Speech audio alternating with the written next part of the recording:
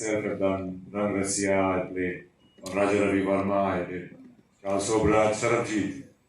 So why not Savarkar? I think that's the big question. I think movies are a great medium of reaching out to people, even internationally. America has done that very well, even recently with Oppenheimer. They have, but in our country, we are shooting down our own icons, which is unbelievable. So my question to everybody is, why not a movie on Savarkar? Brilliantly put. Not just your transformation in terms of physicality, but the emotional landscape of it. You have lived the character. And here's a story that tells us who the man was. Can you please tell us who the man was not?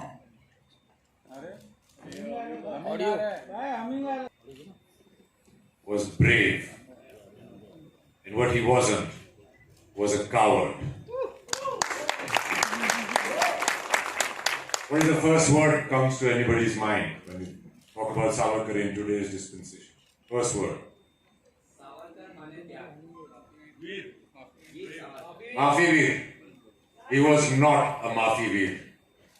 There were petitions, bail, pleas, they were called, and everybody had a right to apply to the court.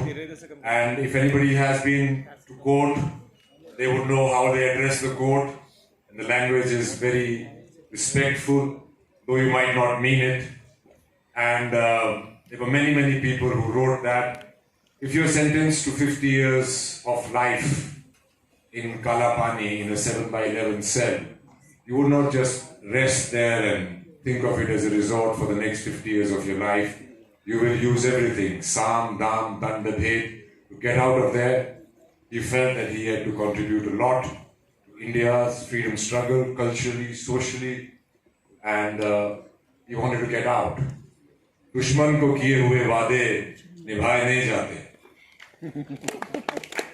Crisp and sharp, blunt and sharp at the same time.